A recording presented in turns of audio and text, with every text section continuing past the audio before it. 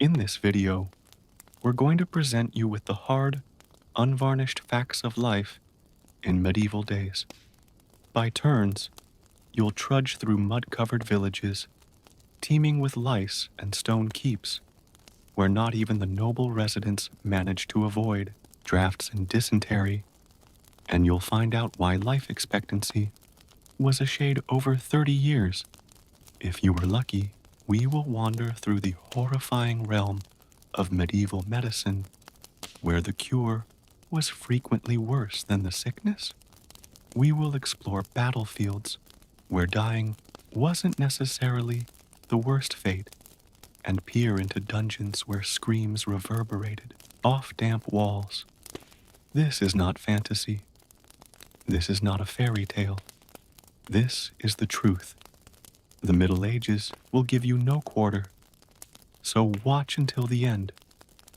Let your imagination become dirty and bloody in a world past, but not forgotten.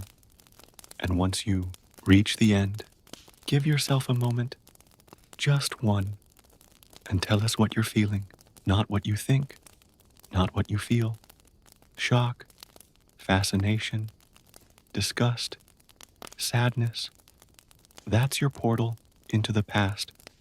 That's your truth. You wake as the dim gray of dawn just begins. There's no bed, only a straw-stuffed, lice-infested mattress on which you, along with everyone else in your family, lie shoulder to shoulder in a one-room wattle and daub hut. The cold itches in your bones. There's no fire, no warmth. There is a neighbor's rooster somewhere down the lane, more a community bird than a pet, and he's just saying another day of survival. You sit up. The thatched roof leaks. The ground is damp. It smells like mildew, stale food and sweat draped over a fresh coat of smoke from the last fire that was finally hot enough to catch before the wind howled through the holes in your wall. You haven't bathed in weeks, neither has anyone else. That's normal. In a grip, you wash your hands, or, if the weather is not below freezing, your face. But the very notion of full-body cleansing is comical, dangerously so. In some cultures, people think that taking a bath can make you sick, and that your body can become weak if you bathe too much. But then you itch your skin and feel something moving. Lice. Again, you will crush them between your fingernails, smear them on your shift, and continue. There's no soap, no shampoo. Your clothes are scratchy, made of rough wool. You have exactly one tunic, and it's been you won't even recount the number of months since you've washed it. Instead, you grab hold of your scraps, shoes included, and head out into the mud.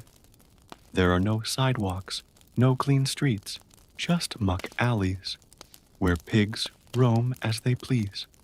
Human and animal waste combines with the rain, causing raw sewage to pool up and smell of every disease known to humanity. Your job today may be turning the fields, gathering firewood, or shoveling manure. In the wintertime, there may simply be no work at all, just hunger and waiting. The bell of the church rings in the distance. Time as you understand it does not exist. Hours are not measured by the devices in your hand, but by the mid-morning peal of bells, the shift of light. Your stomach growls. For breakfast, it's going to be hard bread, if you're lucky. Chances are some thin gruel of barley and water. No sugar, no fruit. Meat is rare, reserved for the nobility. You are a peasant. You were born one. You will die one. Illness hangs in the air. When somebody in your village begins coughing up blood, everyone knows what it means. The plague. or tuberculosis, or perhaps bad air. Nobody's really sure. Medicine is, at best, weed-based, and at worst, dangerous guesswork. Should you fall ill, you may well be bled, or have a hot iron applied to your skin to draw out the illness. If you scream, they'll insist your suffering is a trial of faith from God. God is omnipresent, nowhere. The church dictates every single part of your life, from your food and your marriage to the way you speak. A misbelief, a whispered doubt, a slip of the tongue, and you could be hauled before an inquisitor. Torture isn't unusual. Confession is expected. Repentance is mandatory. And salvation? Maybe. If you're lucky. If you're obedient. If you suffer enough. You've heard the stories. The local village razed. Bandits passing through. The Lord sent no help. Why would he? You're not people to him. You're property. Serfs. Bound to the land. You can't leave. You can't rise. You can't dream. You live. You toil. You die. It's true on the one hand, but yet, in the midst of this daily horror, there it is. Life. Children play in the dirt. Songs echo in the evening. Festivals are few and far between, but lively. The flavor of warm bread, the fires crackle. The look of someone who regards you, who really sees you. All these things matter. They are ephemeral. But theirs are the reasons that keep you here, in this world of torment and survival. But let's not romanticize. After the first day, you would be dead. Not with modern expectations. Not with your immune system, your preferences, your bubble of health. Everything that you know would lie to you. Your clothes, your habits, your beliefs. The food would make you sick. The water would kill you. The people would reject you. The church might burn you. The world would crush you. Still think you'd last a single day. You haven't even been awake for a whole day. And already, your back hurts. The ground is frozen. Your fingers ache. But the oxen need to be fed. The fields tended. The Lord's due met. You make your way through the manorial lands. The huts no bigger than sheds. The face is hollowed by malnutrition. The children too exhausted to play. You see the manor house, a little distance ahead of you. Not a castle, but a stronghold nonetheless, with stone walls and a cruel manor. The steward stands at the door, scavenger of the corpses, keeper of the accounts. You don't look up, you don't speak, for that way lay a SWAT on the backside, and one of those was never to be invited. You do share the land, but not in the way you might think. The Lord owns it. You rent it with your life. Every load of hay you haul, every bushel of grain you thresh, every hour you bleed into the earth with your hands, that is his. You can only keep a bit from the harvest, but it will always be too little. Hunger eats at you all the time. A background pang that takes an edge in winter. You dream of bread, occasionally of meat. But most of all, you dream of warmth. A blanket, a bed, a bath. These are luxuries of kings. While you labor, you once more hear the sound of bells. Vespers, you think, or the funeral bell. You pause. A child has died. You don't know who. You don't ask. Death is so prevalent that mourning is a luxury only the rich can afford. You whisper a prayer, and trudge on. A woman sheds quiet tears into her shawl behind you. No one offers comfort. There's none to spare. The priest says, God wants it this way. That pain of the body purifies the soul. That the poor are closer to heaven at their birth. You try to believe him. You want to believe him. But when your friend's wound rotted until his leg was the color of coal, and the barber surgeon hacked it off with a corroded saw, no wine, no mercy, you started to think, he didn't survive. The night, no one expected him to. There are brief pauses for lunch. And there you are, sitting under a tree, nibbling at stale bread. A boy runs by, barefoot and coughing.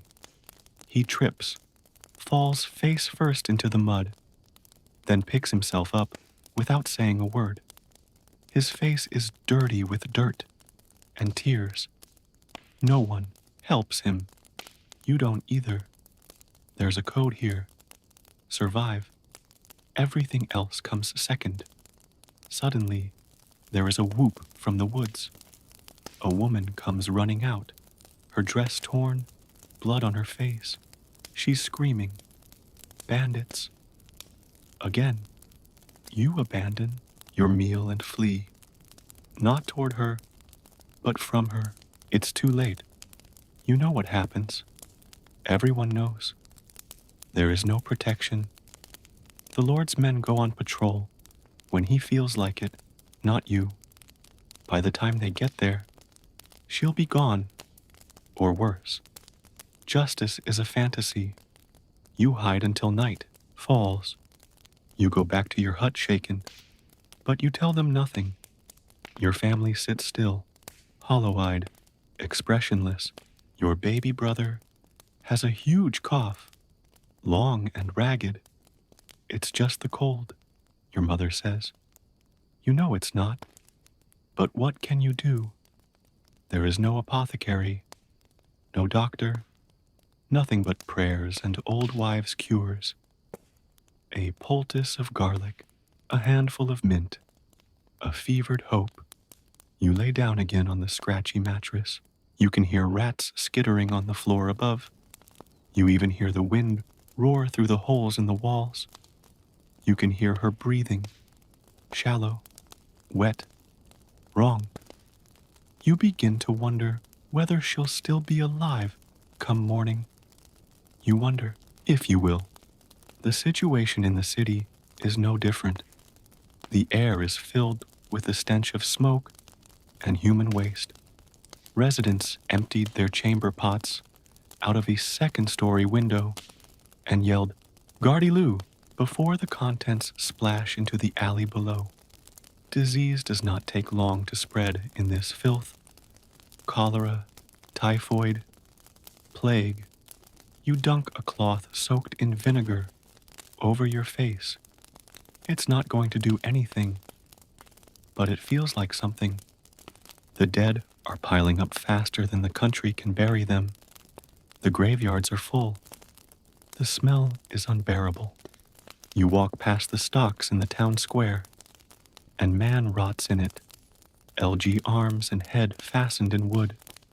Turgeyev flies swarming about, his Safol swollen face. His crime? Stealing a loaf of bread. His children were starving. No one cares. The audience hurls rotten vegetables. You look away.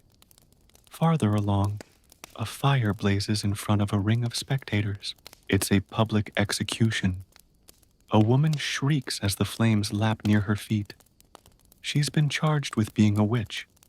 Her real crime was simply that she was old and alone and unable to protect herself. The priest stands, with hands upraised towards heaven. As the crowd cheers, he prays for her soul. You feel sick. You want to leave, but leaving is suspicious. You stay. Later, tavern whispers will have it. Demons consort with the baker's wife. The boy of the smith had been talking with a Jew. Under the moon danced the weavers. Daughter, perhaps any of these things could be death. The Inquisition is near. The people are afraid. Terror is a more potent weapon than any sword. You go back to the village with a load of barley. Your back is dripping in sweat. Your hands are bloody. Your wife meets you with tired eyes. She's pregnant again. You can't hide your worry. The last child died at birth. So did the one before that. There's no midwife nearby. She will bring new life into the world on a bench of straw, amid a group of women who know more about milking goats than having babies. If she lives, it will be a miracle. You sit down to a silent dinner. Turnip, stew, and hard bread. The candle flickers low. You make an effort to smile for your children, but it feels like a grimace. They see through it. They always do. Will I ever be a knight? Your son asks. You don't answer. You do not want to crush his hope. But you also know the reality. Holding a sword is something he'll never do. He will carry a shovel, a plow, maybe a pickaxe. At best, he'll survive until the age of 30. That night, when you listen to the wind howl, disrupting your sleep, you think about the past, your ancestors, strong and proud, who got beaten down by time. You remember the tales told around the fire of heroes and saints, of monsters killed and maidens saved, lies, all of it. You know now that the true dragon is hunger. The real evil is cold. The real enemy is time. You can't defeat any of them. The darkness presses in. You close your eyes. Sleep does come, but it isn't the sleep of rest. You dream of fire, of screams, of being crushed by walls. In the dream, you're trying to run, but your feet are shackled.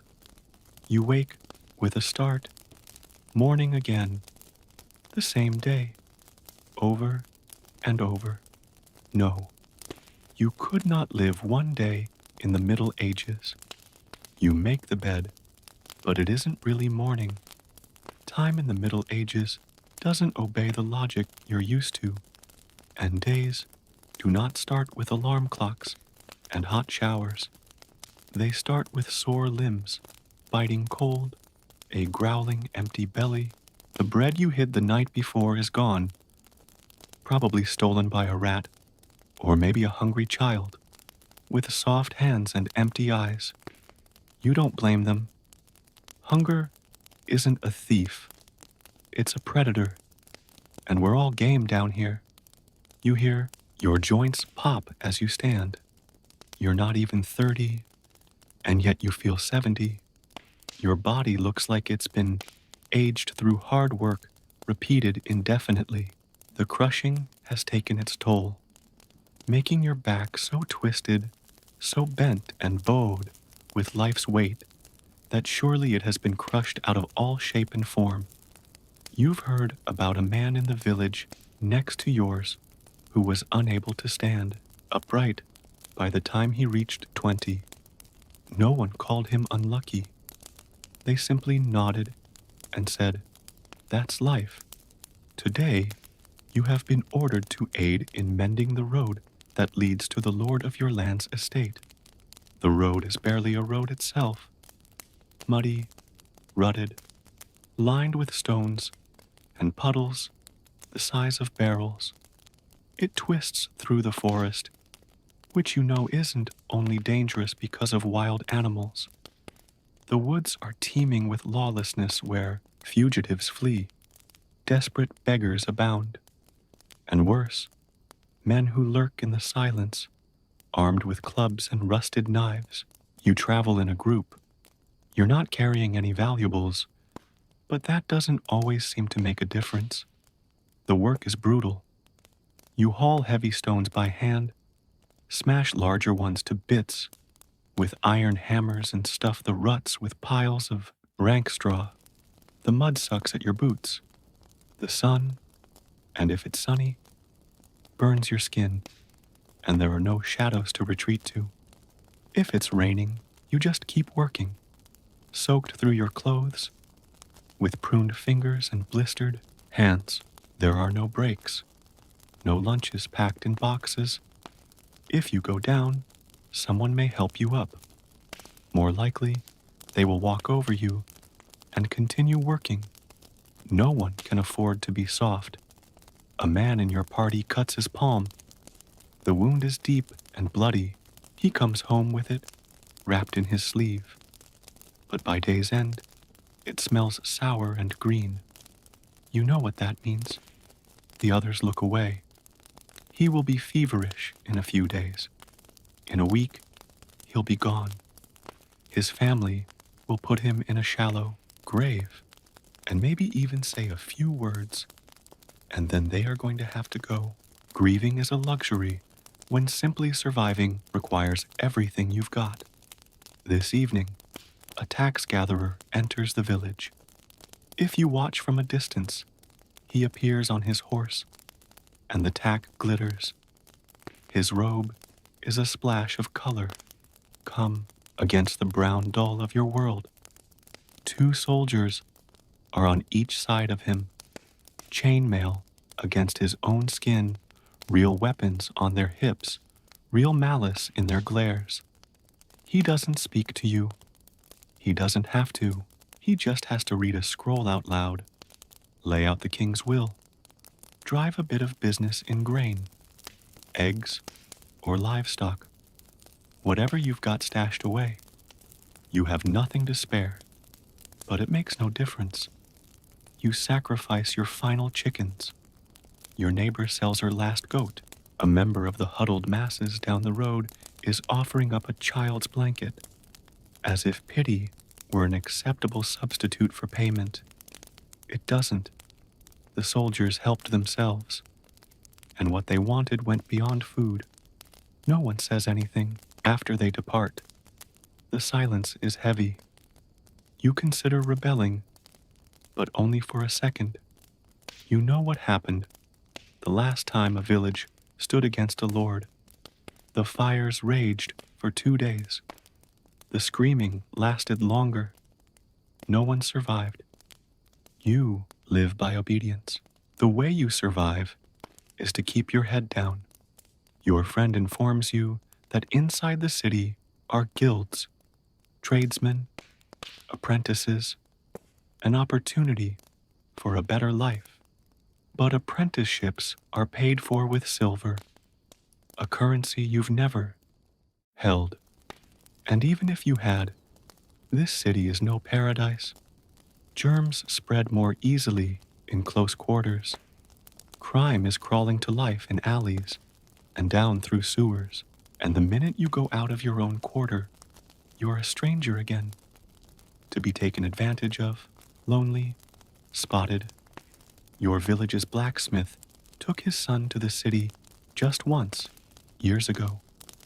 The boy never came back. The gossip is that a gang of robbers snatched him up, sold him into one of those dark trades. No one knows for sure. No one dares ask. Then, late, your hands bleeding, your stomach burning with emptiness, you go home. There's stew on the hearth. Not much more than boiled water with a potato or two. You eat mechanically, speedily, before your stomach turns. Your wife wants to know how your day was. You don't answer. Just put your head, both hands, in between. She nods. She understands. You are awakened in the middle of the night by shouting. A fire has broken out. The thatch roof of the neighboring house is on fire.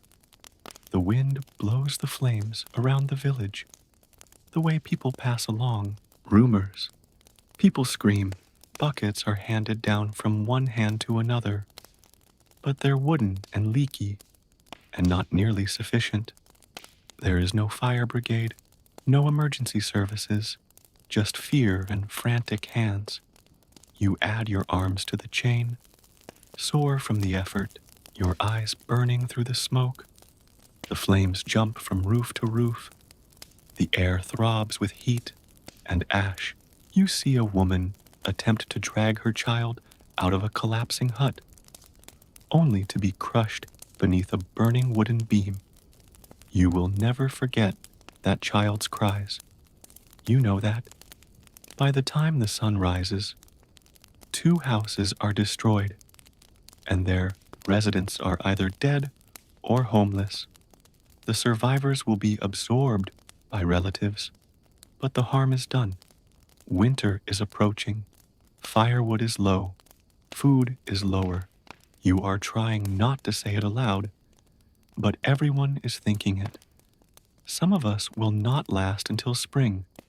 The priest comes to bless the ruins, his robes smelling slightly of wine and incense. He talks about God's will, of trials and purification. He reminds you to tithe, even now, because heaven is for those who give. No one argues. Some cry, others kneel in the ashes. The sun comes up, pale and pitiless. Another day begins, another fight for survival, and you remind yourself still, this is normal, this is life, but it's not life as you know it.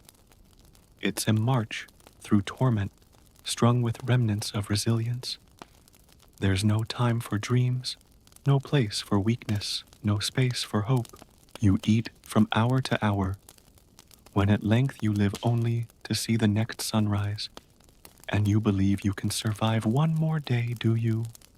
In the Middle Ages, there's just no weekends, no holidays involving actual rest, unless the church says you can.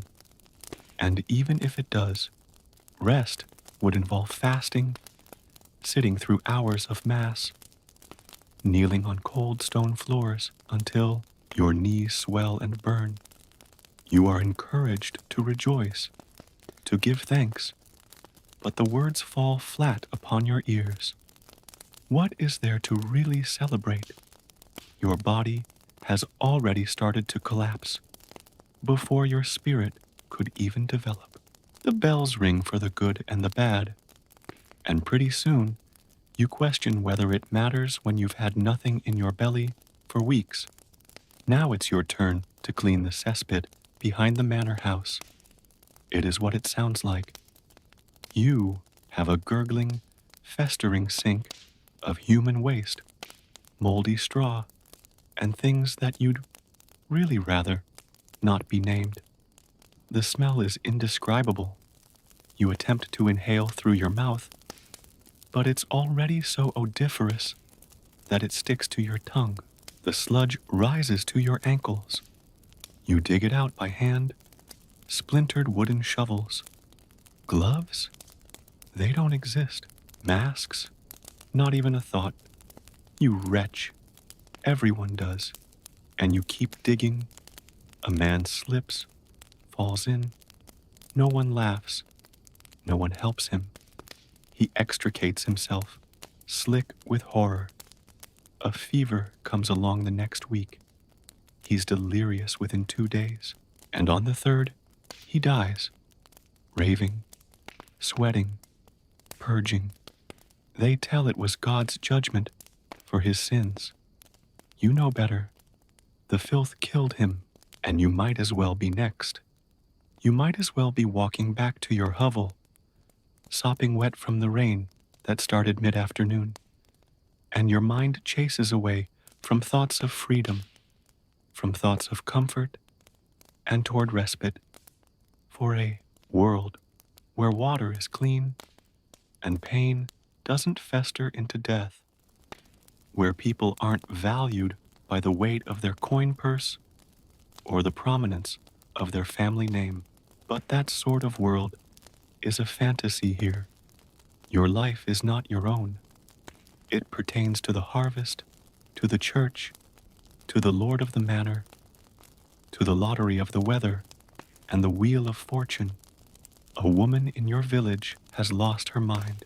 She wanders the fields barefoot, talking to herself, grabbing at birds, and whispering to trees.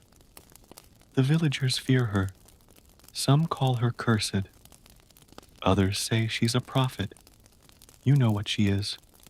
A maimed mind in an unsparing world. She's lost because this world has taken everything from her. Her children, her health, her hope, and given her nothing in return.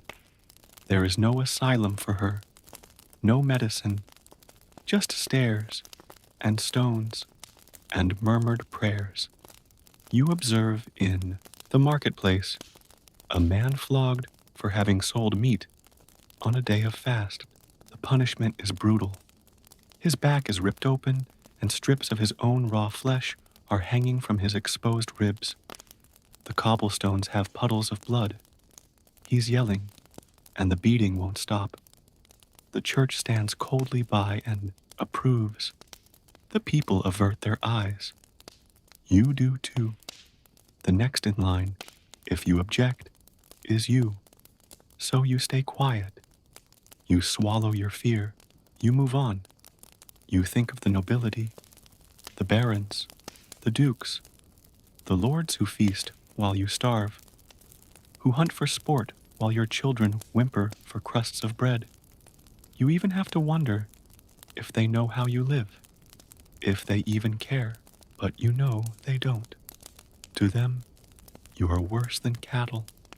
You are ink on a scroll, a number to be met, a shadow pushing a plow in the ground who dies without notice.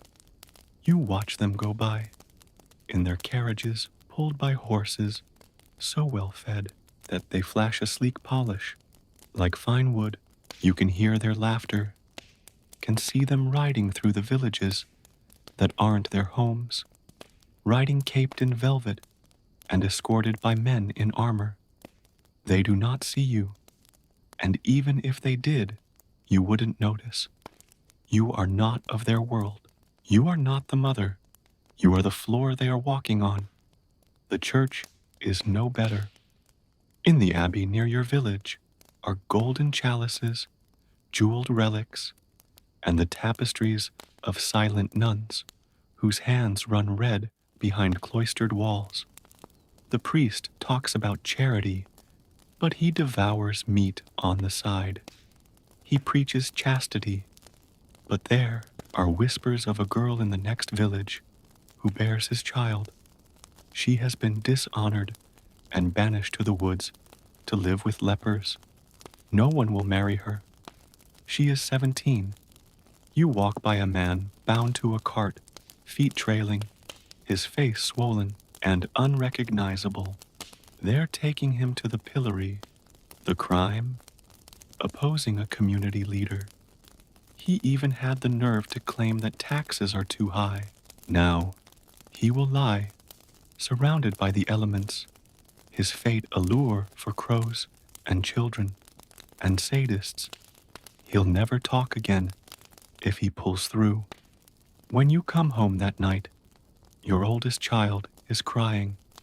She was beaten up by the priest in the school because she asked why the saints never save the poor. You say she is never allowed to talk that way again, not because she's wrong, but because truth is dangerous. Questions are dangerous. Even thinking is dangerous. You keep her in your arms and speak no more. You're too afraid. Winter descends like a blade. The days contract, and the nights extend long and brutal. The air fogs up with your breath. Inside your hut, ice forms on the walls. Your youngest has been coughing nonstop. You tuck him in wool and say a prayer. It's all you can do. But the prayers feel empty. The roar of the wind is stronger than the whisper of faith. Death feels closer than hope. You use the last of your firewood. You burn a stool. You burn a broken fence post. Anything to keep the fire burning. Wolves howl in the distance outside, closer than they should be. Hunger then brings them to your door. You clutch your children to your side. and fight not to sleep. Morning brings frostbite. Your fingers, they're numb, they're blackened, your toes bleed. Still, you work, you must. There is no sick day. There is no rest. Only the field, the shovel, the quota, the pain. You tighten your jaw and push forward. You bury 2 people that week. One was a girl who died as she tried to get water from a frozen stream. The other was the husband of your neighbor and the son of another neighbor who just didn't wake up. No one cries anymore. You've forgotten how. And yet, people talk of glory, of honor, of tradition, yet these are words used to mask suffering. It's the word deployed by those who have never known what it is to observe your child wither, to sniff the stink of rot on your own flesh, to ask yourself which bit of your soul will give way next. You couldn't hack a day in the middle, ages. You couldn't handle the smells, the noises, the pain, the hopelessness. You won't be able to stand the silence after the screaming ends. And here's the most disturbing thing about it. Millions didn't, but they had no choice. The days blur. Time in the age we call the Middle Ages is not measured as it is in clocks, chronometers, or calendars. It's counted in wounds that may never fully heal, in the gradual thinning of soup, in the unremarked upon departure of neighbors who no longer rise with the sun. You forget what the heat really feels like, what it does to a person to walk without fear, to sleep without hearing footsteps or screams. You forget what it means to live. Your wife grows pale. Her cough deepens. You know what's coming, even as you pretend you don't. There's no doctor. Doctor as a term is there, just not for you. Those men live in the city, take silver, and have the protection of the guilds. They bleed the rich with leeches and prayers and promises. They aren't coming to mud-slick villages or to houses woven of straw and rot. You do what you can. Herbs, poultices, quiet prayers in the dark. But it's not enough. Of course it was never going to be enough. That third night, she can no longer talk. Her eyes remain open, staring, dull, unfocused. Her body twitches as though it were trying to escape something invisible. You sit next to her and hold her hand, but she doesn't know you're there.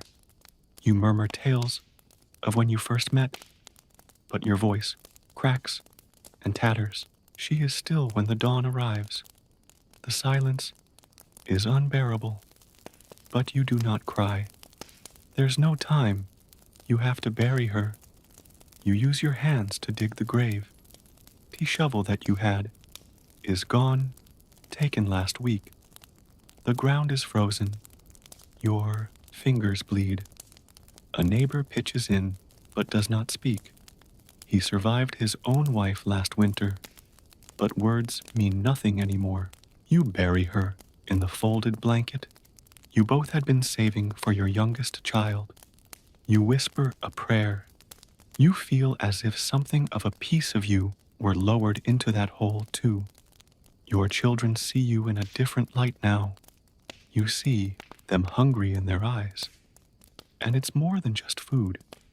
It is the desperation to have stability, to have safety, for a world to just not crumble beneath them. You attempt to smile, to sing, to reassure them that everything is going to be okay. But not even they believe it. There are no souls examined with a protecting innocence. Children in Middle Ages. They are not protected by fantasy. They see death up close.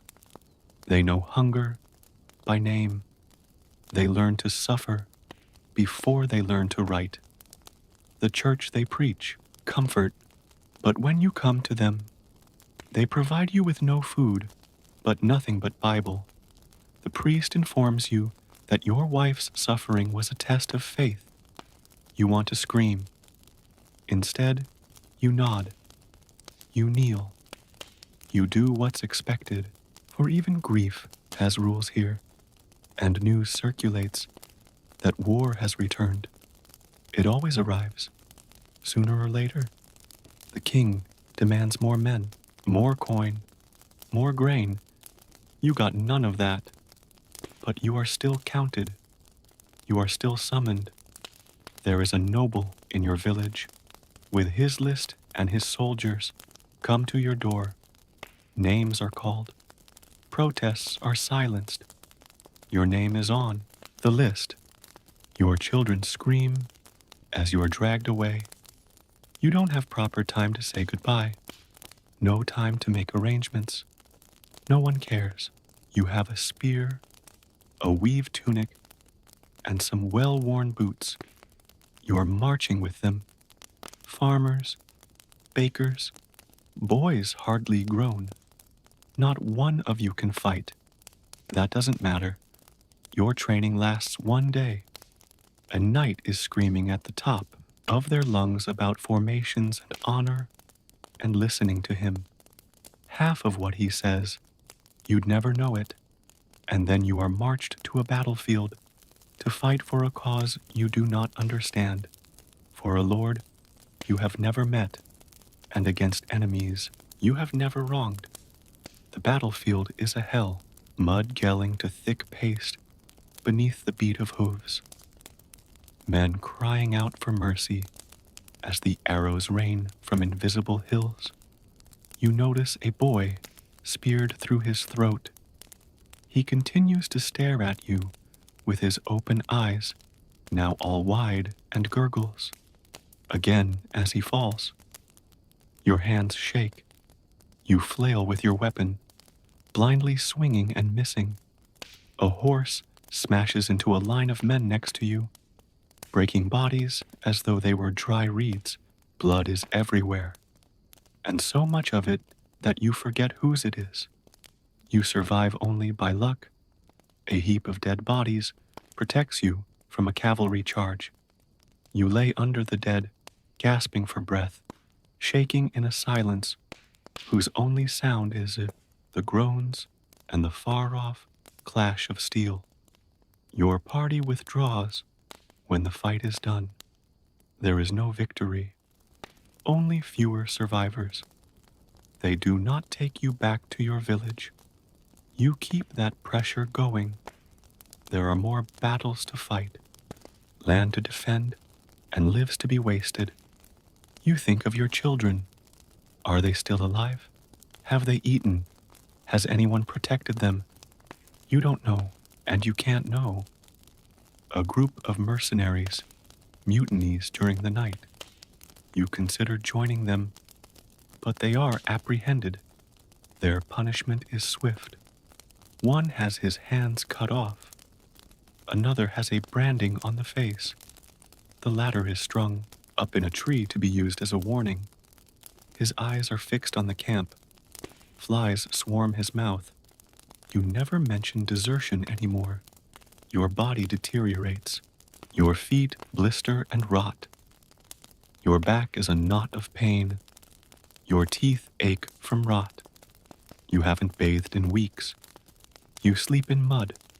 You eat hard bread laced with weevils and drink water that tastes of iron. Disease early spreads fast and wide. Dysentery kills dozens. The stench of sickness lingers like a fog. Yet the war continues apace. One night, a monk makes his way among the ailing and dying. He walks with a wooden cross and whispers prayers over corpses. You inquire him the reason for doing this. He looks at you and he says, "This is the price of sin." Then he walks away. The army ultimately splinters away. or what remains of it does. You're let out, not paid, not thanked, not fed. You limp alone back to your village, broken in body, shattered in spirit. You show up, you see it's half empty. The plague hit while you were gone. Your youngest is dead. Your firstborn hardly knows you. The others, no one knows. Taken, dead, lost. You look at the wreckage of your existence and feel nothing. There are no more tears. The world has bled you dry. You are to be thankful. You are surviving.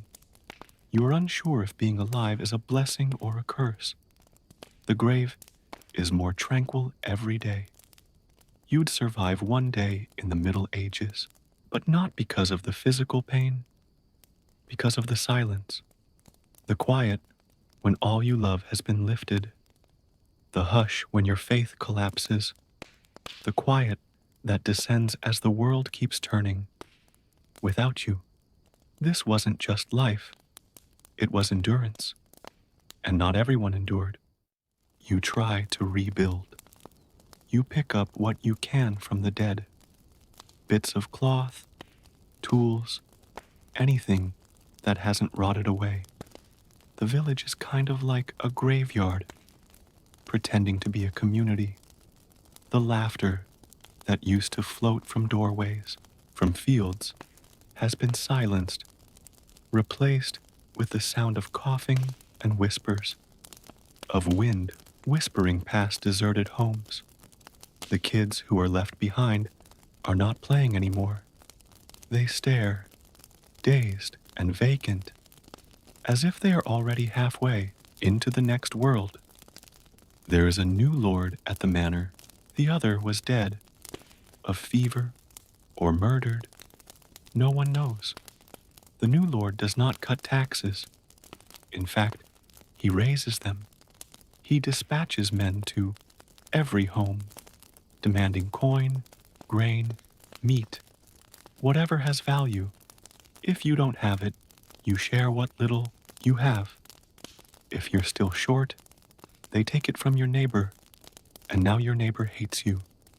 A village that once banded together to survive now begins to gnaw away at itself. There is no longer a group survival. It is brutal, individual, animal. From dawn to dark, God will make you toil, but you will cultivate the soil. The fields are exhausted. The rain has not come down in weeks.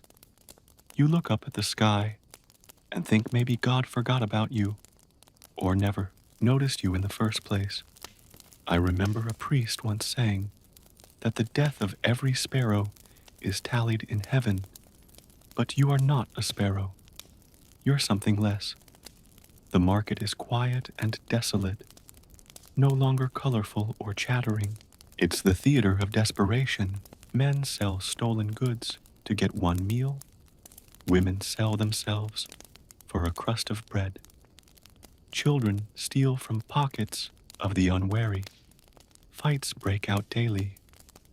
No one intervenes. You learn to keep your head low, your money stashed, and your eyes peeled. You get wind of witch hunts happening in neighboring towns. Women burned for not heating their feet during childbirth, for not curing fevers, for having peculiar colored eyes. One elderly woman was accused of poisoning a well because she lived alone and didn't go to Mass. You remember her. She passed a carved wooden doll to your little girl once. Now she's ashes. You say nothing. You advise your kids not to say anything. This is a world where silence is survival. A noble man from the local area is giving his daughter away to a rival family. The whole area has to celebrate. You are forced to sweep roads, string banners, carry offerings. Meanwhile, you haven't eaten meat for weeks. When the wedding party walks in, the nobles shower them with coins as if they were bats at bread. You don't reach for them. You witnessed the last one leave a man minus a finger. He was left to bleed to death at the bottom of some mud, while instead people scrabbled over his silver, the silver that killed him. The dame your girl is to be married to, but a baby, she is pale. Her eyes are vacant. She's astride a horse, barely able to move, draped in a brocade. You doubt she even knows the man she's marrying. Likely not. Daughters are currency here, exchanged for peace and for power. Love is a luxury to which no one can afford, not even the rich. You turn up at a monastery one evening looking for a job. The monks are silent and odd, their eyes hollowed by decades of solitude. They make wine, they copy texts, they water gardens. You ask to join. You're too old, too broken, they say. Instead, you get scraps of bread and a sermon on humility. You depart emptier than when you arrived. A traveler from the east comes after quite some time. He spins yarns of cities smelling of marble streets, of markets bursting with spice, of scholars debating among the stars. You think he's lying or mad. Such a world can't exist, and if it does, it's so far from yours, it may as well be heaven. You listen anyway. Way to recall the feeling of dreaming. Even if only moments ago, it actually just sorta happened. You discover a dog one morning, gaunt with starvation, its ribs like knives. It snarls at your approach, but you offer it your crust of bread. Slowly, it follows you. At night, it wraps next to your babies. Its warmth is a comfort, a reminder that somewhere in this world something still pulses with kindness. But kindness is dangerous. One night, a tax collector kills the dog after it barked at his horse. You bury it behind your home. Your kids haven't spoken in days. Spring comes. With it, pestilence. Not the plague, this time, although perhaps that will materialize later. Just fever, rash, vomiting, a new sickness. It kills your middle child in under a week. The village healer gives dried nettles and honey a try, but nothing works. You witness your own child convulse and call out for water, then lie still. You cradle the body that weighs like a bunch of sticks. You stop feeling. Grief becomes routine, like eating, like sleeping, like bleeding. Every once in a while, a musician or a jester comes through trying to raise spirits. They play music or say raunchy jokes. The laughter sounds forced, like the release of air from a broken bellows, but people listen anyway. That even a lie is good, if it make believe of joy. You don't laugh. You can't remember how. One morning, you look out, and there are some kids playing in the mud. They have found an old helmet, most likely from one of the many wars. They pretend to be knights. One of them pretends a stick is a sword and says he's King Arthur. You want to say to them, Arthur was never real. That knights didn't kill dragons. They killed peasants. Legends in the Middle Ages, only corpses. But you stay silent. Let them have this. It is the only magic they will know. You start to feel aching in your joints. It begins with the small things.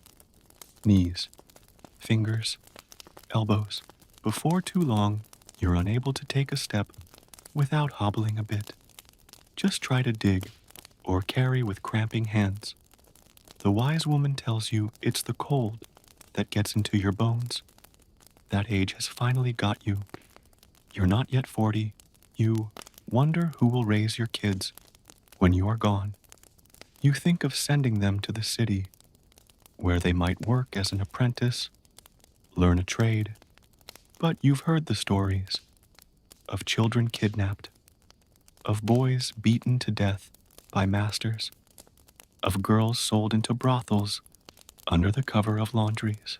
There are no safe choices, only different kinds of risk. You begin to write your name in the sand, practicing alone by night. You learned to form the letters from a friar who came by in his travels. It's the only thing you've ever done. You don't know why you do it. Maybe to prove you were here. Perhaps to remind yourself that you were once a person, not just a shadow. The world doesn't care. It spins. Lords rise and fall. Priests preach and die. The church bells ring. The planet freezes, then defrosts, then freezes again. Your hands shake. Your breath shortens. You wonder if your wife will be there at the end. If it's your turn, you would last about a day in the Middle Ages. And that's all about how long it would take you to die.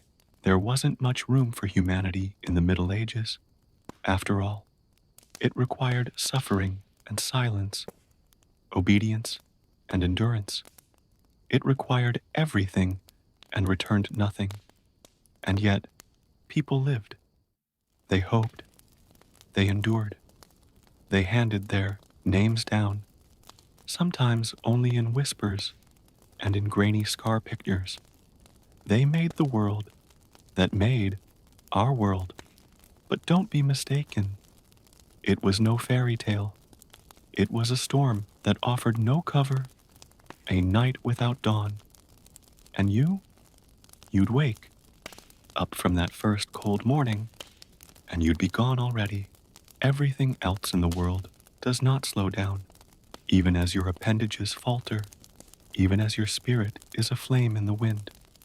The chores still need doing, the fields still summon to be cleared, even as they bear more stones than wheat. Every morning you emerge from your house, your or a house, after, if you've slept at all, spending the whole of the previous night trying to sleep away the bang of God knows what form of war. Spend the day-lit hours performing the tasks of survival. Hunt for firewood, inspect certain traps, patch leaks in the roof, mend fraying tunics. When you have thread and cloth, bury a face down the road, always burying, waiting your turn, constantly. Your children are aging, but the very word childhood feels alien here.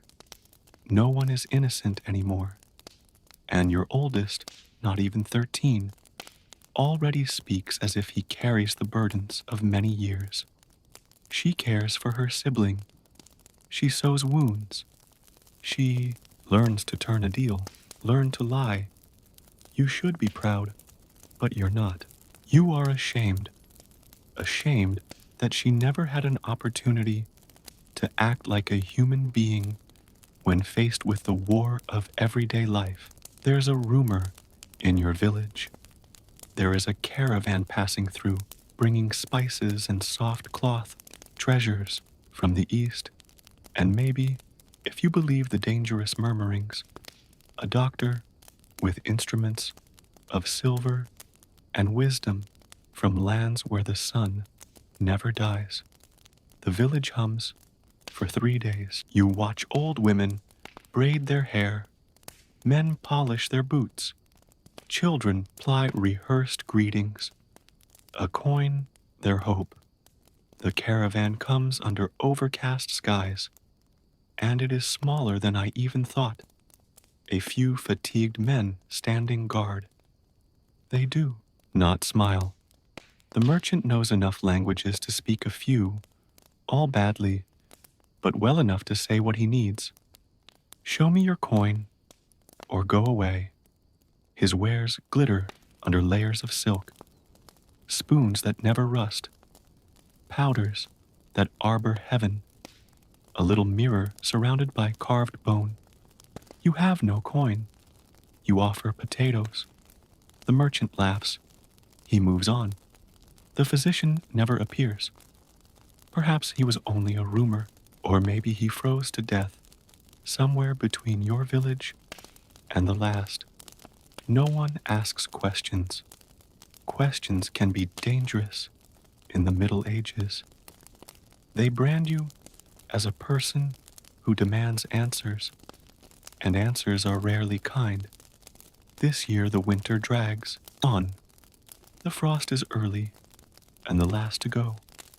You know it from the inside out, in your very bones and insides. A neighbor, asleep in his home, is frozen to death. His face is partially eaten by his dog before anyone finds him. No one blames the dog, you understand. One evening, a bunch of men from the next village arrive drunk and rowdy.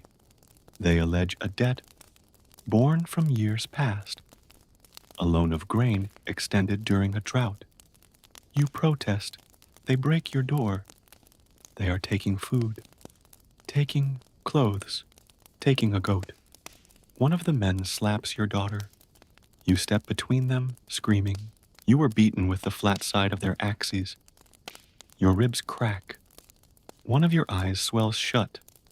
No one from your village comes to the rescue. They're afraid. You don't blame them. Fear is a language here. Everyone is fluent. You recover slowly. The pain persists, making his movements a trial. You hardly ever leave the house anymore, except under needs must. The sun feels brighter now, the world noisier. You start to see why some villagers would opt for silence, why some just go into the woods one day and never come back. You begin to dream differently. Before, you dreamed of food, of warmth, of your wife's voice. Now you dream of fire, of the church bell not being rung, of horses screaming. You have a dream about being buried alive. You wake up in a cold sweat, trembling. You can't recall your own name. You are in the dark and you whisper prayers that you no longer believe in. A friar on the move preaches in the village sore. He talks of hell, of judgment, of fire. The world, he contends, suffers because we deserve it. He says, loud women are cursed, disease the penalty for lust. But now, hardship is proof of God's purpose. You look around. People are nodding. Some cry. You do not. You know the truth. Suffering is not what makes you holy. It just breaks you, piece by piece. The friar burns a pile of books the following day, texts written in a language none of us here can read. He says they're heretical. You wonder where he picked up that word. You're left to wonder what's in those books. You ask yourself, how much learning is destroyed every year when it's burnt by men who are afraid of it? You go to the river one day, and you see that there is a girl floating face down. You know her, a shepherdess. She was no older than 8. The villagers say she must have fallen in, but you saw the bruises. You witnessed the fear in her eyes the previous week. You saw the priest watching her when he didn't think anyone else was there. You say nothing. If you speak, you're next. One day, your body betrays you. Out there in the field, you fall and cannot rise. You lie in the mud for hours before anyone finds you. They walk you home, prop you up, give you water. Your daughter is left with the work. You can see her fading behind the eyes. Each day, she grows harder, less a girl, more a shadow. She was supposed to grow into something Anything, not this. You attempt to lead her through stories of saints and heroes, of distant lands and better days. She listens and doesn't say anything. One day, she wonders, do saints bleed at all? You have no answer. The youngest of your children spits blood in the spring. The healer shrugs. It's the lung rot, she concludes. Comes and goes, mostly goes. You're holding your child at night, trying to remember the shape of his or her hands, getting one's own gospels sung in return. So you think of everybody you've ever buried. You may wonder if there's a maximum amount of heart that one person can have.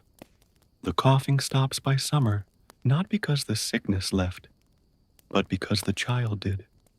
You dig another grave. You forget how many now. The dirt at the graveyard is soft from traffic. You aren't fiddling with a marker. There's no such thing as remembering names any longer. The village changes again. Surrounding land claimed by a knight, under by royal grant. His men come and tell you that your homes are now property of the crown. You need to pay more, give more, obey more. A man protests. The knight takes him down in full view of everyone. His scream cuts the wind. The knight laughs. Everyone else bows. The tax collector who came later counts every grain. He pats your daughter's face and smiles. You stand between them. A knife you've been concealing under your robe for years is clasped in your hand. You say nothing. He walks away for now. That night you sit up, knife in hand, staring at the door. You know what's coming. The wheel always turns. Power never stays quiet. Hunger never sleeps. The world never softens. You'd last a single day in the Middle Ages, not because of your body, but because of your soul. For she knew her faith in decency, in fairness, in mercy, would perish long before her flesh. And if, by some miracle, you did get through that first day, you'd wake up the next day and think you have to do it again. The sky goes red one evening, not at sunset, but from fire. A barn has gone up in flames. No one knows how it started. Some say lightning, others whisper a curse. You know better. You had seen the gleam in the blacksmith's boy's eye, the way he looked at the Lord's men when they kicked his father's teeth out the week before. But no one accuses him. The barn is gone. The animals inside gone. The Lord will have his recompense. No one can pay. Punishment comes swift. The village is fined. Double. Those who cannot pay have their children taken to serve in the eye manor, the men say. You know what that means. You have seen the pale, contemplative boys who come back years later, scarred and hollow. You've known the girls who never return. That night, you hold your daughter's hand until she falls asleep, and then you sit by the door, knife in hand. The famine that lifted returns. The granaries are empty. Fields produce little beyond weeds. The church says to pray, to fast, to humble yourself. You are skin and bone already. How much lower can a body go before it is a dead body? You eat bark, you boil leather, you chew grass, you pulverize bones to powder and to mix them with water. You see your neighbor killing a cat. He offers you a piece. You take it. You don't inquire about its provenance. People begin to vanish. One morning, a family of 5 vanished without a trace. Others say they fled to the forest. Others say They were kidnapped by bandits. One boy says he saw soldiers taking them away, chained. The village elder tells him that he should hush. The older one loses his life 2 days later. No, one replaces him. A traveling merchant passes through, hawking tinctures. One claims to cure blindness, another, infertility. You ask if any cure hunger. He laughs. Then he looks at your face and halts. He offers a discount. You buy nothing. You have nothing. There's talk of war, a long way off, but war gets around, always devours. A new king takes the throne, or an old one won't abdicate. No one is sure. Troops start to march through the villages. Some demand shelter, others take it. You give them what you can, because you know if you don't, they'll burn your house down. Soldiers bang at your door one evening, drunk, laughing. You open it and look into his eyes, dead and glowing. He steps up, and you can guess what he wants. You raise your knife.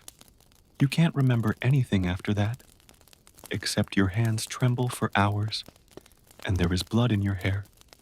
You never stop being the soldier, but he also never leaves your house. You bury him in the place the goat pen once stood. You start seeing death differently, not as a burglar, but as a guest, an intimate, even cordial one. It's not a shadow anymore. It comes by day, with familiar faces. It speaks softly. It waits. It never forces. It just shows up and claims what it's due. Life springs up in the village when a baby is born. The mother gives birth and dies in childbirth, screaming for water. The baby survives for a day. Then the coughing begins. Then the blood. You ask yourself if it's cruel to bring life into this world. You wonder if your mother felt as much. The priest preaches hope. He says heaven awaits. He also says that suffering is a blessing. You stop going to church. You would find more of divinity in silence, in the sound of the wind in the trees. When your kids are just for once sleeping there, not whimpering, you exchange a blanket for 2 onions. Some such cannot be purchased, only traded. You give a comb in exchange for a candle stub. You buy a few dried berries with your wedding band. Your wife's ghost does not visit you. She understands. The Lord's taxes now land each moon. His enforcers grow bolder. They take what they want. One man refuses. They hang him in the square. His wife weeps. His daughter watches. No one looks away. You observe a boy writing in the dust. Circles, stars, signs. You ask what he's making. It's a map to the moon, he says. You almost cry. Not foolishness, but beauty, and rare, and impossible. You kneel next to him and assist him to draw. This year's crop is worse. Rot in the roots. Mice in the lofts. You catch a rat and roast it. It tastes like metal and ash. You save the bones.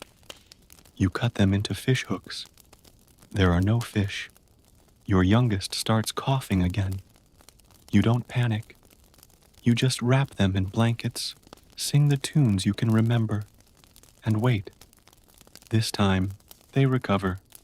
For now. Hope is a brittle item in this world. You hold it in your chest like a burning coal, shielded from the wind. The snow comes early. It buries the roads. It seals doors.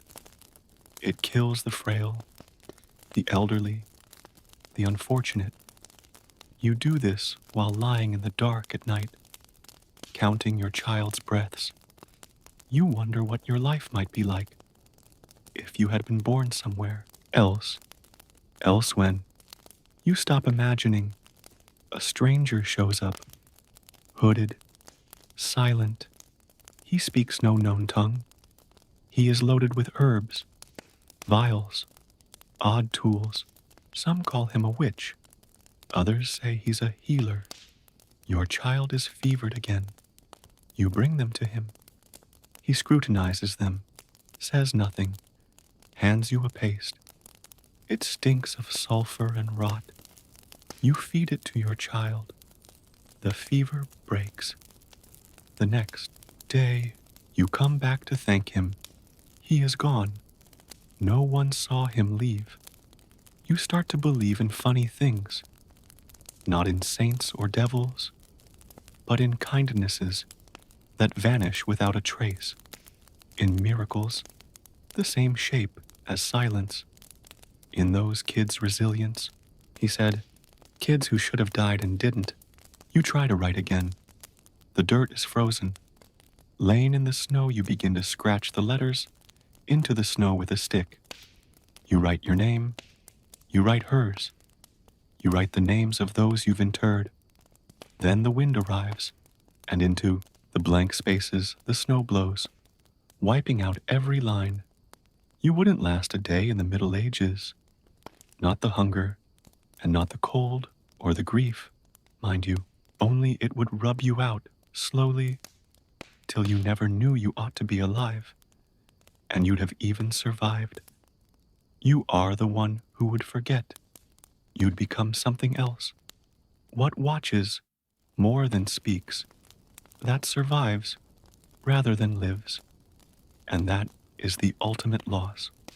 The air is heavy with the morning stench of rotting flesh. The village stirs slowly, many of its people too emaciated to get up. The bread is as hard as the stones under your feet. The well's water is soupy, mixed with mud and something sour you can't place. And still the children run, laughter brittle and defiant, a sound more valuable than gold. The blacksmith's hearth is now cold. Without fire, the tools go rusty, the plowshares blunted. Without sharp blades, crops will not succeed, and the blacksmith himself is dead, taken by fever that came as a thief in the night. Blank-eyed, the widow hangs on to her youngest. You want to pitch in, but you have only sadness to offer. A regiment of travelers moves through, hooded and watchful. Their eyes twinkled with the secrets never spoken. The hurt concealed beneath raggedy capes.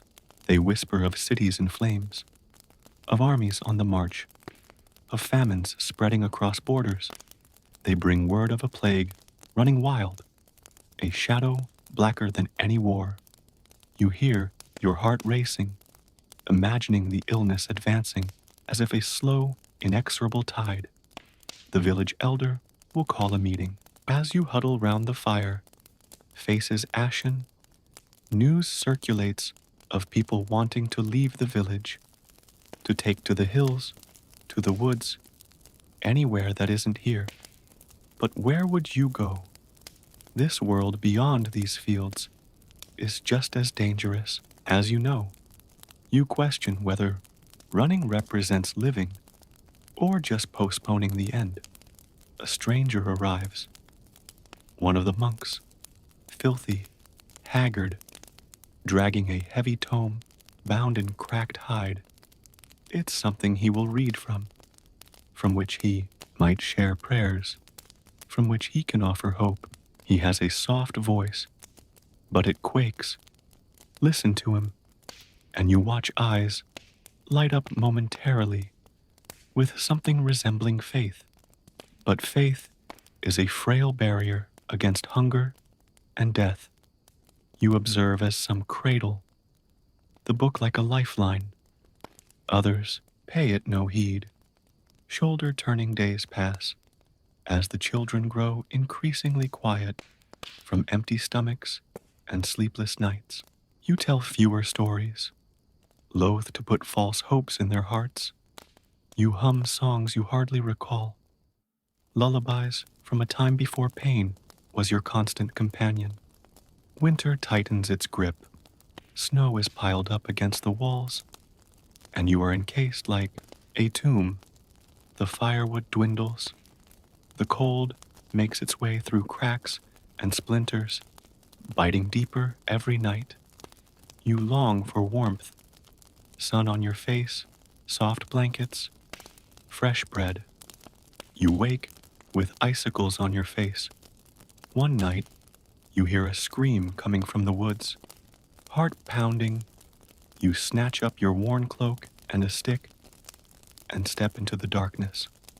The moon is a sharp crescent, and the boats on the Ganges throw Luna shadows even in the night.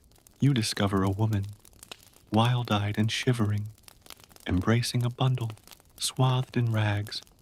She kneels at your feet and whispers stories of murder, of betrayal, of flying soldiers. Her account is incoherent, but the terror in her voice is obvious. You bring her inside and feed her the little food you have. She talks of faraway places, of a world torn apart by war and viciousness. You are left to wonder how many stories similar to hers have gone untold. How many are buried under the weight of private suffering and death. Days later, the snow is melting away. The river is filled, red with speed over rocks, with flakes of winter yet in its clasp. But the promise of spring is empty. The fields are desolate. The seeds have been buried in frost and forgetfulness. The village assembles to bury the dead. Friends, family, strangers. The graveyard is growing, a silent tribute to lives that ended too soon. You sit beside the fire with your children close and dream of the future. Is there one?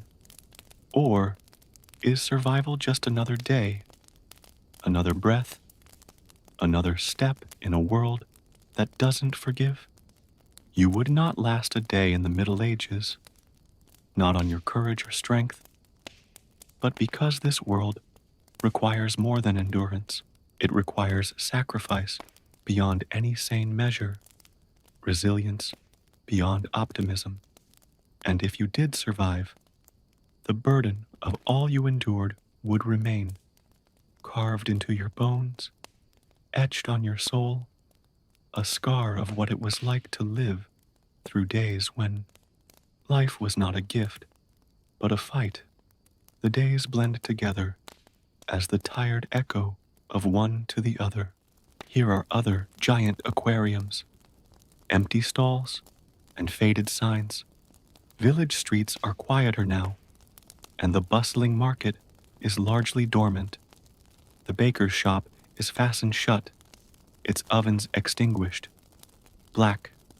You never forget the scent of a breast of fresh bread in the morning. Warm, sweet, the fragrance of life.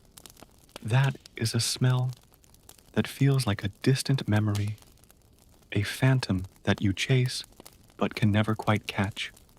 Where children used to dance by the thousands, soaring like kites, they now languish in their huts by the fire, with eyes that do not yet understand that they are dying. You clasp your own close, willing their little hearts to pound harder, their breath to issue more steadily. With every cough, a chill seizes your bones, a reminder of how close death always is. The Lord's men are in the village more, their faces stiffer, their requisitions stricter. Taxes rise, and so do the penalties for those too poor to pay. You hear tales of families torn apart, of homes burned to the ground, of men dragged away in chains, never to be heard from again. The atmosphere is pungent with terror. One night, a ragtag group of villagers assembles in clandestine huddles, plotting revolt. Their voices crack with desperation and rage. They speak of arming themselves, of fighting the cruelty that is choking them. You listen between the tension of hope and dread. You know things to do are reckless and dangerous, but also know the fire that burns in them. You feel a silent approach from behind of the blacksmith's assistant you once knew, now a man. He bears a rough blade he smithed. We cannot continue like this, he says. We have to do something. You shake your head, hands trembling when you accept the blade yourself. It is tiny, but it carries the heft of defiance. That night, you lay in your bed, wondering what rebellion is, freedom or more bloodshed. You've heard tales of revolts in a nearby town recently quelled with brutal expediency. You ask yourself whether hope is a luxury the Middle Ages cannot afford. Meanwhile, sickness clamps down on the village. The plague has arrived. At first it is whispered about like distant legend, an invisible enemy moving from town to town. Then it arrives in the coughs and fevers of your neighbors, in the swollen glands and blackening skin of its victims. Bodies are accumulated faster than they can be buried. The air fills with the stench of decay. You see the healer, once worshipped, fall sick and die. No prayers, no cures, no hope. A church bell tirelessly tolls, a kind of mournful note that cleaves the night and carves through hearts. Your children fall sick. You care for them as well as you can, bandaging their heads with cloth soaked in herbs, murmuring prayers that you barely believe in. Their fever breaks one by one, and you hold your breath that this time it will be different. It is, but only barely. Every survival is a miracle wrung from despair. The village is like a ghost of itself. Fields are robbed, houses crushed, and the future disappears into darkness. You take solace in small details. The look from your child, or a meal with a friend, or the touch of a friend's hand. They are fragile moments, but these are what keep you tethered to life. The sun sets on yet another day.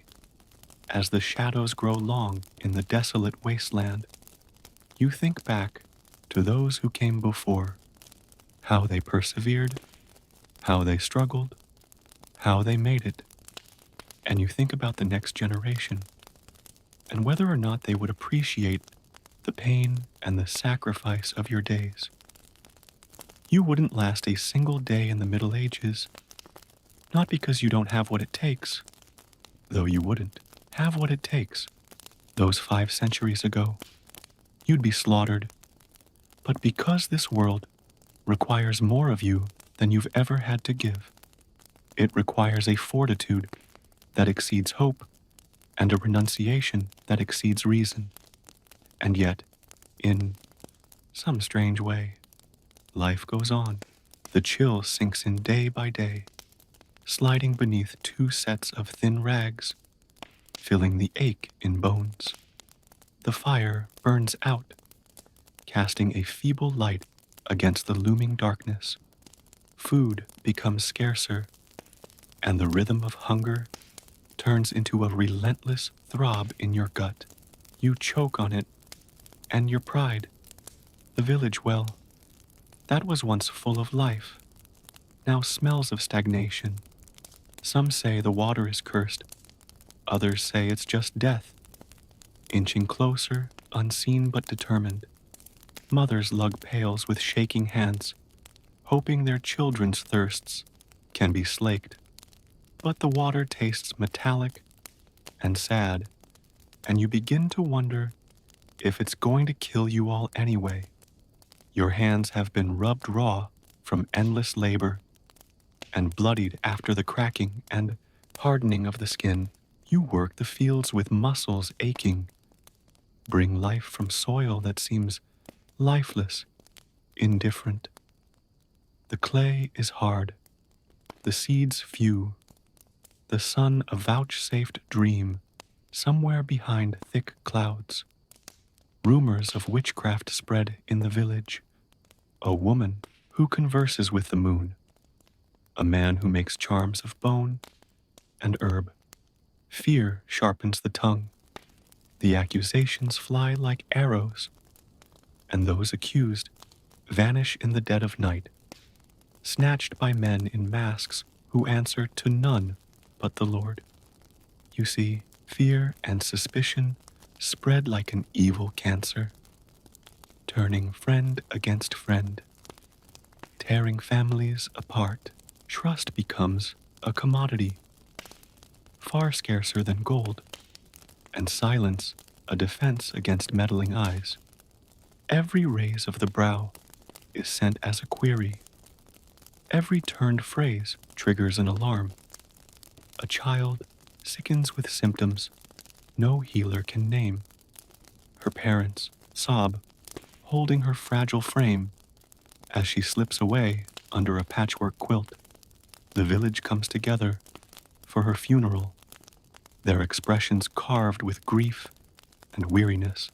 The priest intones about salvation, but all you can see is the void in the mourner's eyes. Your own dreams grow darker, nightmares of winters without end, of eyes hungry from the forest's edge, of hands that reached out in the dark to drag you under. You wake panting, hear racing, and clutch your children. The Lord's men are back for their due. There is no more to give. A farmer's wife gives her wedding ring. A boy surrenders a carved wooden horse. The enforcers help themselves and leave, their boot heels stirring dust and despair. One night, a courier arrives with a cryptic letter from the king. The contents are grim. More taxes, more levies, more soldiers drafted into a never-ending war, one whose duration and suffering seem to be synchronistic. It is your family who listens silently as you read the words out loud, your voice shaking, the village elder who gives in, beaten by grief and age. No one is willing to jump in to take his place. Leadership is an impossible oppressive ordeal. The community shatters into smaller groups, each attempting to live in its own way. You cling to the little things, a smile, a stolen crust of bread, a whispered prayer. You share stories of fairy tales, of myths, of a time when heroes and legends walked the earth outside of this darkness with your children. Their faces light up momentarily before the burden of truth pulls them back down, and again the seasons turn. And with them bring new burdens, storms that shred the last unspoiled land, plagues that stalk the meanest beasts, and criminals who make the defenseless trembling in fear. You come to expect the worst, and then just weary of it, and yet underneath, there is that stubborn flicker of life, a child's laughter in the morning, the green shoot pushing through the frost, the touch of a hand that says, "We are still here." You wouldn't last more than a day in the Middle Ages, not because you're not strong enough, but because you'd be stripped of everything you value, exposed, humiliated, and transformed beyond recognition. But if you did live to tell, you would bear the scars forever. Not scars etched on your face, but deep into your soul. A reminder that the life once breathed was a war fought every second. The sun rises cold and gray, filtered through dirty, narrow windows. You awaken to the cruel fact of another day, creaking muscles, threadbare spirit, the backache you know so well, is an unkind and constant reminder of the eternal work you do under a sun that hardly ever shines. Every breath feels agonizingly heavier than the one before, as though the air itself is colluding against you. Outside, the village stirs. Sounds of creaking palanquins and shuffling footsteps mix with distant moans. The market is almost empty, except for a few desperate souls swapping morsels of food and battered clothing. Credit has supplanted coin, and trust is a delicate and easily shattered thing. You walk to the communal oven, where the bread once rose warm and fragrant. Now it is empty and unused, a monument to happier days. You're so goddamn hungry, you feel it gnawing at your insides, but you refuse to give in to despair. There is stubborn grief, too. Somehow, survival requires it. The forest stands thick and black at the edge of the village. These woods are haunted with stories of beasts and spirits, stories that are intended to keep children close at night, or perhaps used as warnings to youths who dare to wander too far. You recall those stories, the quivering fear they once generated.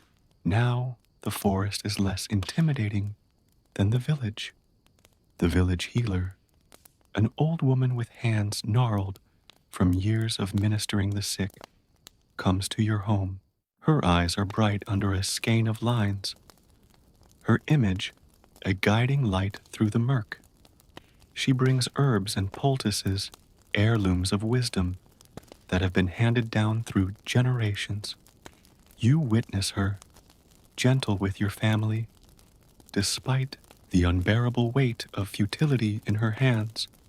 But her remedies have limits. The sickness that stalks your village mocks her skill and prayers. You see it in the emptying eyes of neighbors, in the damaged bodies of children who should be playing, not coughing. Death is an ever-present shadow, a patient and tireless one. One night, a fire starts at the end row of houses. Wooden beams are licked by flames to reach and feed. Panic grips as villagers rush to save whatever little they have. You immediately go over to help, with your hands blistered and raw, your heart pounding from fear. The fire devours both homes and memories, turning laughter into ashes. The fires subside, and an eerie stillness descends.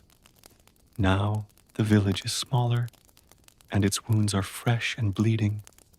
They don't have time to mourn properly.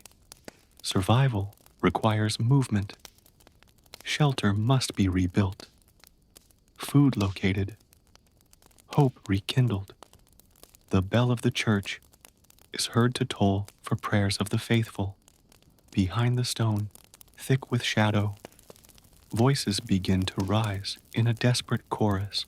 You side with them because belief, even when it feels like a thin thread that can be torn, is the hand you are dealt if you want to live a worthy life. The prayers are not for salvation alone, but for strength, mercy, an end to that endless suffering. Outside, the land is scarred, crops wither, animals turn thin, and the river's clear waters grow tainted by pollution and disrepair. The world beyond the village that we glimpse also appears to be as broken as the one inside it, gripped by war, by famine, by fear. You think of your ancestors who endured their own ordeals, plagues, invasions, betrayals, the stories that got passed in whispers, a tribute to resilience. You wonder if they had also felt this despair, this unforgiving ache to be alive. And through it all, you hang on to the life thread so tenuous, believing that to survive the Middle Ages is to have suffered not merely the physical hardships, but the killing weight of uncertainty and loss. You would not last 5 minutes in the Middle Ages, not because you are not worthy, but because the Middle Ages required sacrifices that crush wills of iron and hearts of stone. And yet, for all that, the human soul survives. The cycles of the season begin anew, oblivious to this suffering below. Spring's tentative green pushes up through cracked earth, but the promise of renewal seems fragile, fleeting. You shiver deep down. The last few months have chilled you right through, and there is not enough warmth in the world to thaw the memory of the scars left by the past. Before the sun comes up, you're up and out of bed, the cold nipping your face as you head out the door. The village remains quiet, except for the hum of prayers coming from the chapel. The bell rings, a slow, sorrowful beat that reverberates across the empty fields. You stop with the fingers curled tight against the cold, wondering how many souls have ever been taken by this unyielding time. The market is a ghost market, the stalls largely empty, but for a few paltry wares. There's no longer money, there is only bartering, and trust is a rare, precious resource. You recognize fellow faces in gaunts and hollows, swapping what you can, a little grain, a piece of cloth, a broken tool. Survival comes at a high cost to those who rely on it, in bone-wearying fatigue and desperation. There are the hands of your hands, rough, calloused, bloodied, cracked. It is a day-to-day struggle to survive, to fight the elements, to fight hunger, to fight despair. You dig into your small patch of soil with tired resolve, planting seeds that may or may not find purchase in the soil's merciless cracks. The well water is bitter, but there is nothing else here. Your hands shake as you carry your buckets back, conscious of the danger sifting through each drop. Disease is in the air, and the healer cautions against drinking to excess. But thirst is a terrible thing to endure. Rumors of war blow through the village like a cold wind, stories of armies marching, of villages burned and razed. Soldiers, hard and brutal, pass through, demanding food, labor, and submission. Resistance is met with brutality. Submission is abject surrender. Night after night, you huddle with the others around the dying fire, telling stories to keep the darkness at bay. And the stories are full of sadness and desire, but also stubborn hope. The idea that maybe, someday, somewhere, life might give you a break. Youngsters listen with wondering eyes, the candle of their innocence flickering in the storm.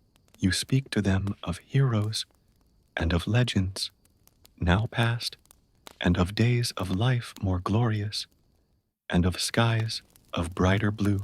Their laughter is fleeting, but precious, a few moments of balm amid the unceasing adversity. But the burden of reality never quite lifts. There are more deaths and more times that the church bell sounds. You watch as friends and family members are felled by fever, by hunger, by despair. I feel each loss chipping the empty further in your soul. The old man of the village, former rock to lean against, rests his tired, grieved eyes in silence by the fire. Leadership has arrived, but it is a burden that is simply too heavy to carry, and our community begins to splinter into small bands, fighting just to survive. You see suspicion and fear eating away the ties that used to bind you. Allegations of witchcraft and betrayal fly as fast as arrows, turning neighbor against neighbor. Trust becomes a precious thing, delicate and scarce. And yet, amid the hunger, the cold, the weariness, the ever lurking shadow of death, life endures. You go up every day, powered by something deeper than hope or fear, a will to endure, to protect, to continue. You wouldn't last for a day in the Middle Ages, not because of your bravery or strength, but because this world requires something more than the ability simply to survive.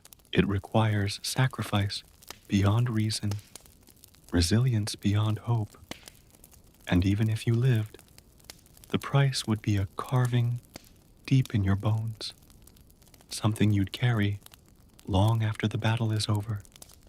The sun barely rises when you're already up.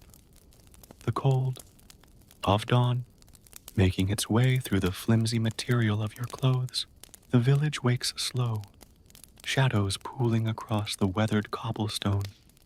The air smells sodden and smoky, as if there were a hearth burning far off.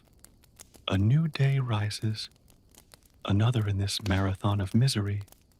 You are sore with the memory of yesterday's labor, kneading dough, keeping animals, carrying water.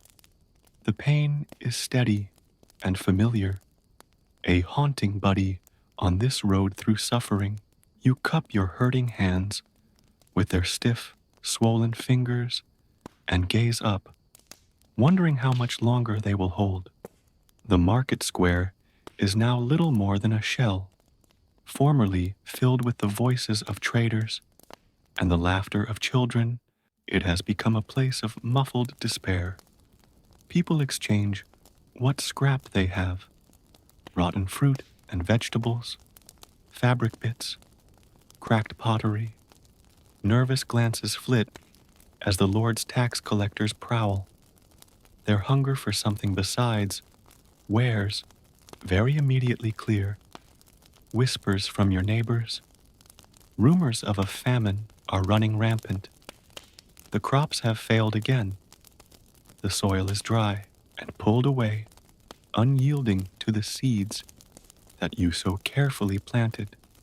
Hunger is no longer just a distant threat. It's a gnawing presence, sapping strength and hope. You remember the stories your mother would tell you of when the land was a paradise, when the streets were filled with festival, and the laughter came easy, and the happiness felt like it could last forever. Those days are also an eternity ago now, drowned by the surge of suffering. The church is still a refuge, a place where the downtrodden go to find comfort. The priest's voice comes in a steady pulse, reciting prayers and promises of salvation. But hope is a fragile thread, thin from the strain of loss and despair. You are kneeling with others in the dark, your hands clenched, straining to hear the words. There are dangers outside the village walls. Outlaws prowl the highways, plundering wayfarers and settlements. Tales of violence and cruelty spread, each more grisly than the last. The forests, which once teemed with wood and game, now feel like a trap, a place where no one can set foot without terror. In the night, there is more of a chill to bite. You pull close to your family, exchanging warmth and low voices of hope. The children are fitful in their sleep, their dreams haunted by hunger and fear. You stroke their hair as if you can connect them to peace in your absence. The years go by, steeped in sadness, in staying power. You witness young men and women born into a world of hardship, their lives defined by a world that shows little kindness. They laugh seldom, but joyfully, a resistance against the darkness of grief.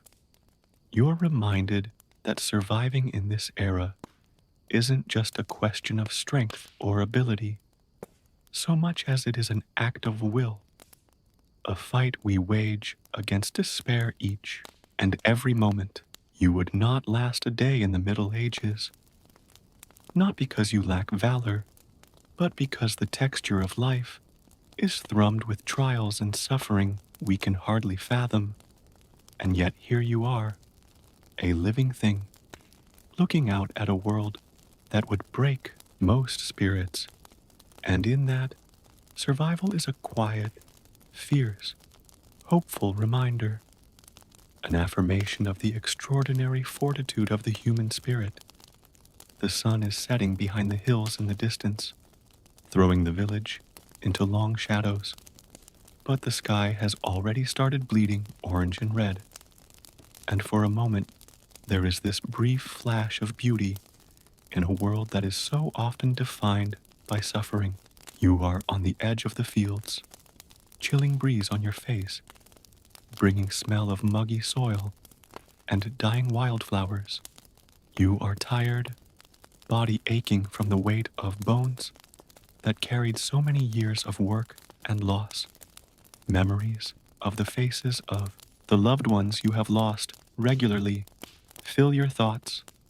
The emptiness in your heart is a lingering, hollow pang that never leaves, but through it all, you're still there, standing like old trees that have endured endless tempest.